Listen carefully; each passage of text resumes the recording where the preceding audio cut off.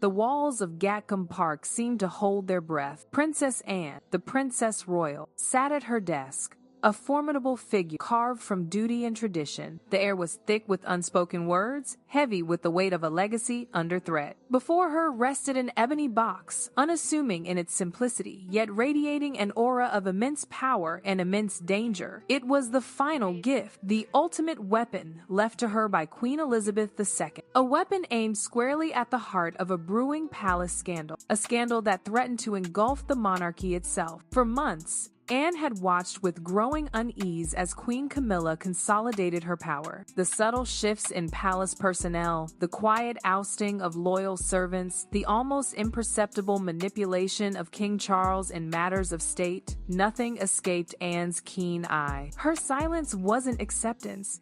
It was the coiled stillness of a predator waiting for the precise moment to strike, and that moment, it seemed, had finally arrived. The ebony box contained a covenant, a top-secret legal document forged in the fires of public and ecclesiastical opposition that raged before Charles and Camilla's marriage. The late queen, a shrewd judge of character, had never fully trusted Camilla's intentions. She understood that while love might have initiated the relationship, ambition was the fuel that sustained it. The covenant was her insurance policy, a legal tripwire designed to detonate should Camilla ever overstep. Anne reached for the box, the cool wood, a stark reminder of the immense responsibility she... Inside, nestled amongst yellowed parchment, was the document itself, bearing the unmistakable crimson seal of Queen Elizabeth. Its terms were brutally clear. Camilla's title as queen consort was contingent upon absolute adherence to the core principles of the royal family, non-interference in matters of governance,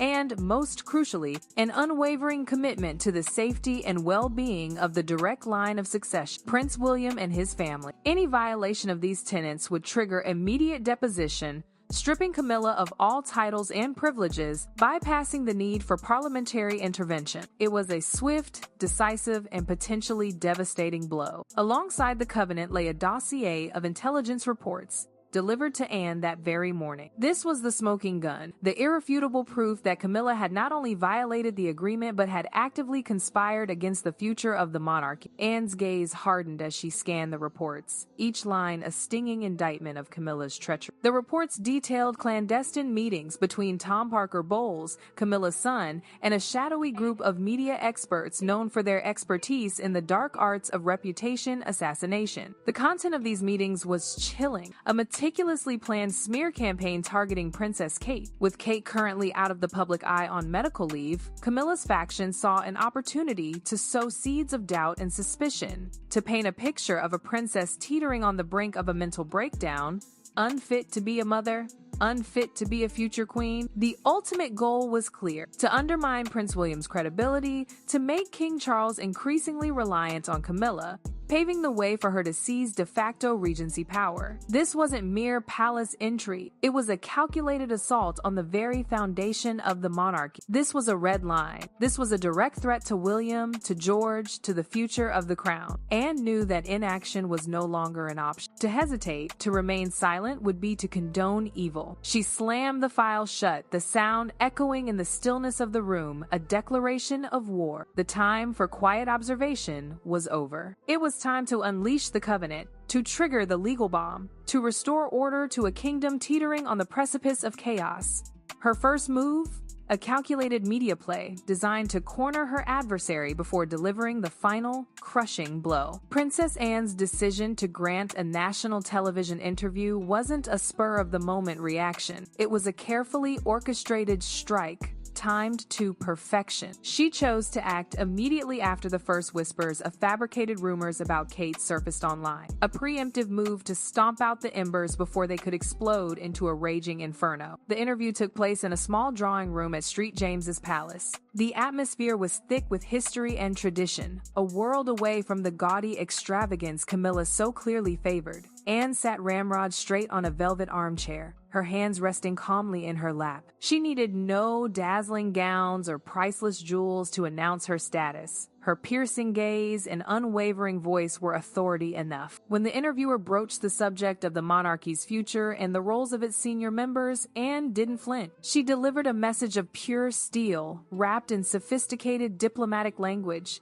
yet laced with lethal intent. She began by invoking the moral compass of the late Queen Elizabeth, emphasizing integrity, loyalty, and the paramount importance of placing national interests above personal ambition. Then, her tone shifted, growing colder as she addressed the shadows lurking within the palace walls. Looking directly into the camera, as if staring straight through the lens and into Camilla's soul, she declared, "The monarchy is no place for personal agendas. My mother left explicit instructions to safeguard the dynasty's stability and the heir to the throne. Anyone, and I repeat, anyone, regardless of their position, who acts against these core values and causes harm to the heir's family will face severe consequences. There will be no exceptions and no no-go zones." Anne's pronouncement sent shockwaves through the public and the royal commentariat.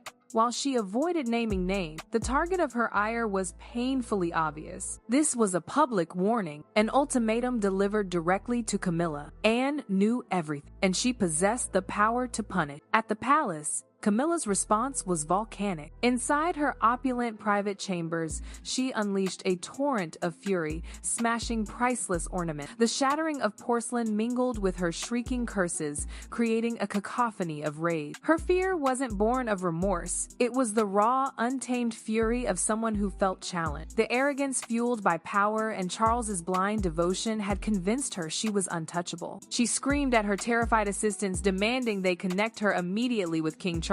She wanted him to intervene, to wield his power as king to silence his jealous sister. In a fit of paranoia, she ranted that Anne was trying to destroy her happiness, unable to accept her as queen. She failed to see that her overreaction was exposing her deepest insecurities. Instead of pausing to reflect, Camilla doubled down, summoning Tom Parker Bowles and his dirty media team, ordering them to escalate the smear campaign against Kate. She wanted revenge. She wanted to prove she was in control. "Make that girl look like a lunatic," she snarled. "Let the public see how weak William is." She believed that if she attacked hard enough, the royal family would retreat, paralyzed by the fear of scandal. But she had made a fatal miscalculation, underestimating Anne's resolve. This frantic escalation didn't consolidate her power. It provided the irrefutable evidence Anne needed to finalize the legal dossier and send her tumbling from her precarious perch. King Charles's summons for Princess Anne took place in the suffocating atmosphere of his private study at Buckingham Palace. The vast room, lined with portraits of past monarchs, seemed to amplify Charles's diminishing presence. He paced restlessly, his face a roadmap of anxiety and exhaustion. The public outcry following Anne's interview, combined with Camilla's weeping, threats, and emotional manipulation throughout the night, had drained his spirit. When Anne entered, her demeanor calm and resolute, Charles exploded. He spun around, his voice trembling with anger and helplessness. "Anne, do you have any idea what you've done? You've ignited a media war within our own family. The whole world is talking about internal rifts. You're humiliating me, humiliating the queen, and damaging the dignity of the crown." Anne stood her ground, her gaze unwavering. She saw before her not a majestic king, but a weak man blinded by sentiment. "I'm humiliating no one, Charles. The one smearing dirt on the House of Windsor is the wife you're so desperately trying to protect. I spoke out not to start a war, but to prevent a disaster. I'm trying to save you from your own blindness." Charles slammed his hand on the desk, scattering paper. "Blindness? You dare call my love and tolerance blindness? Camilla is my wife, the queen of this country. She's endured too much coldness and injustice. Why can't you and everyone else just leave her alone? Why must you dredge up the past and invent conspiracies that don't exist?" Anne gave a faint, bitter smile. "Do you honestly believe the attacks on Kate appearing relentlessly in the papers are coincidental? Do you think the rumors about William having an affair or Kate being mentally ill were conjured up by the press? You're king, but you're letting the fear of loneliness cloud your judgment. You're harboring a venomous snake in your house simply because it whispers sweet nothings in your ear." Charles froze, avoiding Anne's piercing gaze. Deep down, he harbored suspicions. He wasn't a fool. He knew Camilla's ambition, understood the machinations of her son, but he was afraid to confront the truth. To admit Camilla was a villain would be to admit he had been wrong his entire life. Camilla had skillfully built a world where only she and he stood against the world, making Charles emotionally dependent on her in a pathological way. "Wake up, Charles," Anne said, stepping closer, her voice low but weighted with meaning. "You're allowing an ambitious woman to control the throne, to control the destiny of the nation. Mother foresaw this. Do you remember the covenant you signed? Or has infatuation made you forget the oath you swore before her coffin?" Charles's face paled at the mention of the covenant. He tried to salvage what remained of his authority as an elder brother, as a king. "I forbid you to mention that. I order you to stop immediately. You must publicly apologize to Camilla. You must correct what you said. I want peace. I want this family united. Unity can't be built on lies and betrayal, Charles," Anne declared, her eyes burning with resolve. "I won't apologize and I won't stop. If you can't be a father who protects his daughter-in-law, a grandfather who protects his grandchildren, and a king who protects the heir, then I will do it for you. Don't blame me for being ruthless. It's your weakness and cowardice that have forced my hand." Anne turned and left the room, leaving Charles standing alone in the vast space. Silence enveloped him, cold and terrifying. He felt a creeping fear in his heart. He knew Anne. She was a woman of her word, and if she was this determined, it meant she held a devastating weapon in her hands. A sentence he could no longer escape. 2 days after the tense confrontation, Princess Anne returned to King Charles's study. This time, she didn't come to argue or persuade. She came to pass sentence. Accompanying her was Sir Edward Young, the late Queen's most trusted private secretary, along with 2 senior royal lawyers wearing expressions as grave as judges.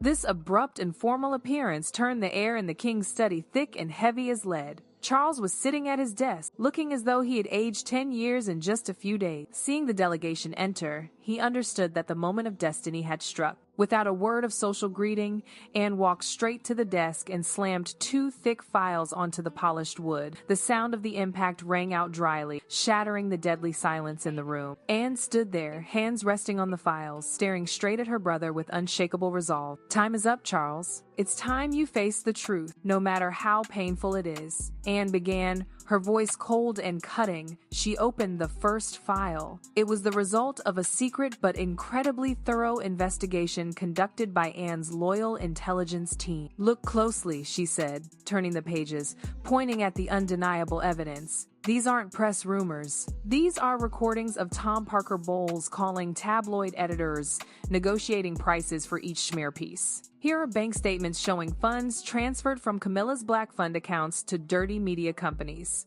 And here," Anne flipped to the last page, "direct email exchanges containing cruel instructions sent from a personal IP address at Clarence House. She's not just an ambitious wife. Charles," Anne continued, her voice hardening with disgust. "She's a saboteur. She's actively attacking your heir. She wants to destroy Kate's reputation, wants William to mentally collapse to pave the way for her own power. She's willing to sacrifice the stability of the dynasty to satisfy her megalomania. This is an act of treason according to the laws of our ancestors."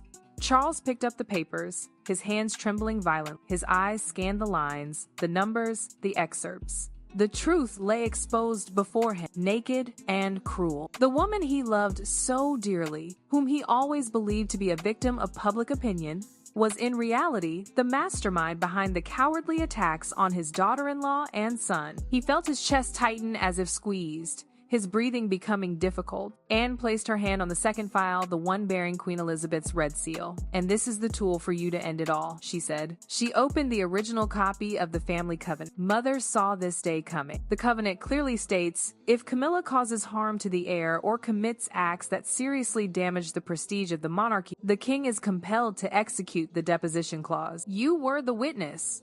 You signed this, and I am the guardian executing this will. Anne pushed the document toward Charles, pointing to his signature from years ago. You have 2 choices, Charles. 1. You execute this covenant yourself. Sign the order to strip her of rights and handle everything internally and thoroughly, keeping a shred of final dignity for yourself. 2. I will release all evidence of her plot to harm your children and grandchildren to the public. I will let the whole world know the true face of the woman beside you. Then she will become a national sinner, spat upon by the people, and your reign will crumble in the contempt of history. Charles sat paralyzed in his chair, cold sweat breaking out on his forehead. He understood Anne was not making empty threats. She placed the honor of the family and the safety of the throne above all else, even sibling affection. The scales of justice had been placed on the table, and he was cornered, forced to make the most painful decision of his life: cut out the malignant tumor that was the wife he loved, or let it metastasize and kill the entire dynasty. Just as the tension in the room reached its peak, the double doors burst open. Camilla stormed in unannounced. She had received word from her spies about the arrival of Anne and the legal team and had immediately rushed over, her face aggressive and full of murderous intent.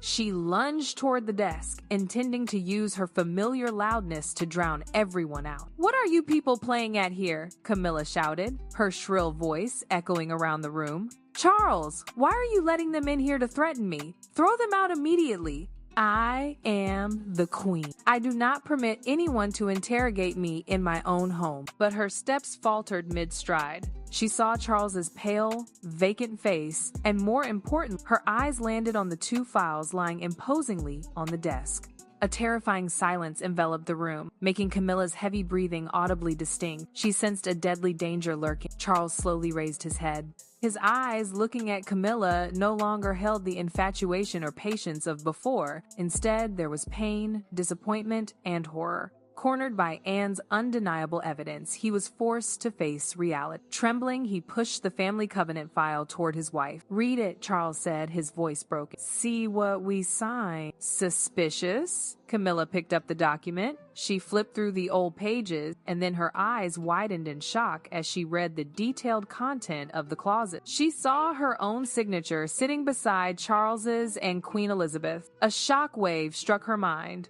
Years ago, when Charles insisted on marrying her despite the opposition, the Queen had set this covenant as a condition. Charles, desperate to legitimize the relationship, had cowardly put pen to paper on the document limiting her power. He had tricked Camilla into signing it, lying that it was merely a bureaucratic formality to please the aging queen, and that once he ascended the throne, the paper would become scrap. He had let Camilla believe she would have absolute power, but in reality, he had turned her into a pawn bound by invisible legal strings from the very start. "You," Camilla looked up, staring at Charles with eyes burning with hatred. "You tricked me. You knew about this clause. You knew I could be deposed at any moment if I violated these damn rules. Yet you still let me do everything. You made me your puppet." Charles hung his head, daring not to reply. His cowardice and selfishness in the past had now become the sentence for the present. Camilla screamed frantically.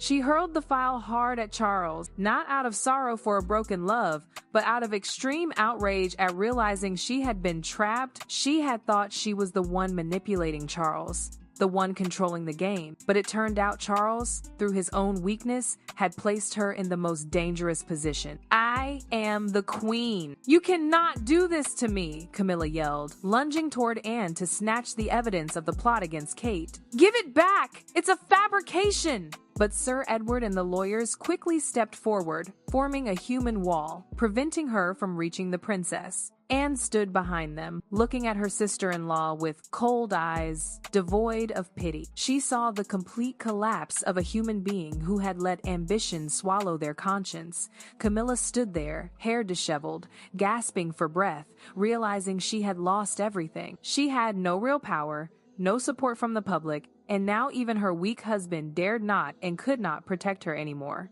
The secret meeting room deep within Buckingham Palace was completely isolated from the outside world, the place where the fate of a queen was decided in the brutal coldness of royal law. There were no camera flash, no noise of crowds, only the rustling of paper and the heavy breathing of those involved.